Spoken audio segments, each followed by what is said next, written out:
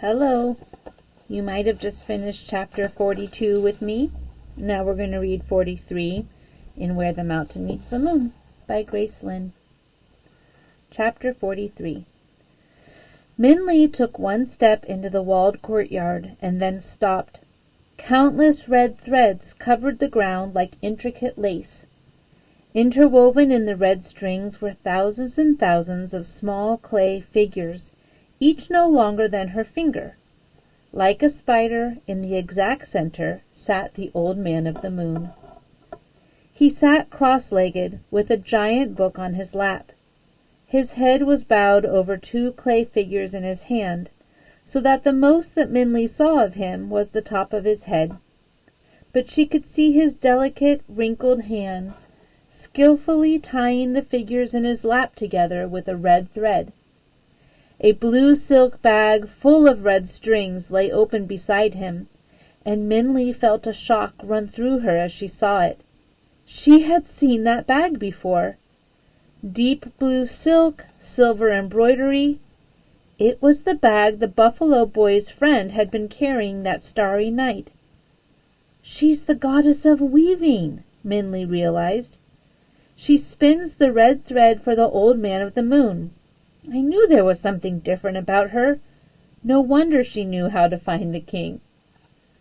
The old man reached beside him for his walking stick, a bent, twisted wood stick, and tapped it on the ground. Silently, the clay figures floated from his hand, drifted in the air, then settled to the ground at opposite ends of the courtyard. The old man's thread still connected them, and the red line wove itself among the other strands surrounding him. As Min Lee stared, the old man looked at her. The silver hair of his beard seemed to flow like a glowing waterfall and disappear into the folds of his robes, and his dark eyes matched the blackness of the night sky. "Ah," the old man said, "it's you." Min Lee nodded and bowed deeply. She would have kneeled on the ground, but she was afraid of disrupting the clay figures standing on the ground at her feet. "Well, come here then," the old man said impatiently, and he tapped his stick on the ground again. And with a sound like a flapping of bird's wing, the clay figures moved, clearing a path for Min Lee. "I know you have questions for me," the old man said. "Every 99 years someone comes here with their questions. But I will answer only one, so choose your question carefully." One question! Min Lee almost stopped walking in shock. If she was only allowed to ask one question, she could not ask Dragon's question for him, unless she did not ask her own. Min Lee felt like a fish gasping for air. What was she going to do? The memories of the hard work in the rice fields, her father's careworn hands, the plain rice in the dinner bowls, and Ma's sighs washed upon her like the splashes of water from the lake. She had to change her fortune. She must ask how to do that. But when Min Lee thought about Dragon, waiting for her patiently, it was as if she had been struck. And like seeds falling from Wu Kang's tree, images of the dragon rained upon her. Their laughter as they passed the monkeys, his awkward struggles walking in the woods, his echoing roar as he flung the green tiger into the air, the kind hand he put on her shoulder when she cried, and the hopeful look in his eyes as she left. "Dragon is my friend," Min Lee said to herself. "What should I do?" Min Lee's thoughts bubbled faster and faster like boiling rice. Every step she took seemed to throb, and Min Lee wasn't sure if the pounding was her heart or Wu Kang's axe in the distance.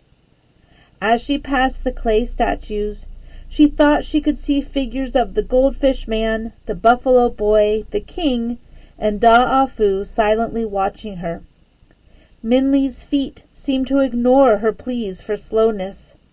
Like the kite being pulled in, she was being drawn toward the Old Man of the Moon without delay. Before she could decide whose question to ask, Minley found herself facing him. The old man of the moon looked at her expectantly, his black eyes as unreadable as the night sky. Minley looked down into the open book on his lap. She recognized the open page as the king's borrowed line. The smoothed-out folds and the holes she had made in it when she had turned it into a kite were still there. Yet now the paper was invisibly fastened in the book, with only a thin line, like a scar, showing that it had ever been removed. And the words had changed again. There was a single line of words running down the entire page. As she looked, Minley realized for the first time she could read the words, or really the word. For the line was only made of one word written over and over again, and that word was thankfulness. And suddenly, like the light when the clouds move away from the moon, Minley knew clearly what question to ask. "There is a dragon waiting at the bridge," she said. "Why can he not fly?" Oh my gosh, she asked about dragon, not herself. What do you think about that? Let's read chapter 44. Do we have time? Let's do it. Chapter 44. Ma and Ba continued to wait for Minley, quietly and sadly. Even though they told themselves that they trusted Minley and believed she would return, Ma spent most of her time looking out the window, lost in thought, while Ba grew older and grayer every day. The only time they found comfort was in the evenings, when Ba would tell a story to make the time pass faster. In the escape of Ba's tales, they could forget that Minley was not with them, and imagine that she was there listening. One evening, when the moon filled the sky, Ma spoke. "Husband," she said, "tonight I would like to tell you a story." Ba was slightly surprised, but he nodded. The story that Ma told. Once there was a woman who had a kind husband and a beautiful daughter. A great mountain shadowed their home, making the land that they lived on poor and their house small. But there was always enough to eat, and the water always flowed in hot months, while a fire always burned during the cold ones. Yet the woman was not content. The woman begrudged the barren mountain and the meager land, and swallowed her plain rice with bitterness. She frowned at the humble cotton of their clothes, and sighed in resentment at the tight rooms of the house. Day after day the woman grumbled. When she heard stories of treasures of gold and jade, she was filled with envy. "Why do we have nothing?" She sulked in frustration. "We have no treasures, no fortune. Why are we so poor?" Her husband and daughter worked harder every day, hoping to bring wealth to their house. But the unfeeling land did not cooperate, and the house remained cramped, the clothes stayed modest, and there was always only just enough rice for the three of them. The woman also remained unhappy. Her displeasure grew like weeds, uncontrollable and tangling. The woman was so caught up in her dissatisfaction, she did not realize that she was planting seeds of discontent in her daughter as well. Until then, her daughter had been pleased with their life, but now she began to feel troubled. The rice that filled their bowls began to taste bland. The clothes she had liked for their colors now felt rough, and the house that she had run freely around in had become stifling. Finally, unable to bear the growing frustration, the daughter stole away in the middle of the night, vowing not to return until she could bring fortune back to her family. And it was only then that the woman saw the stupidity of her behavior. For without her daughter, the house became too large and empty, and she was not hungry for the extra rice. As the days passed in loneliness, fear, and worry, The woman cursed herself for her selfishness and foolishness. How lucky she had been! She was at last able to see that her daughter's laughter and love could not be improved by having the finest clothes or jewels, that joy had been in her home like a gift waiting to be opened.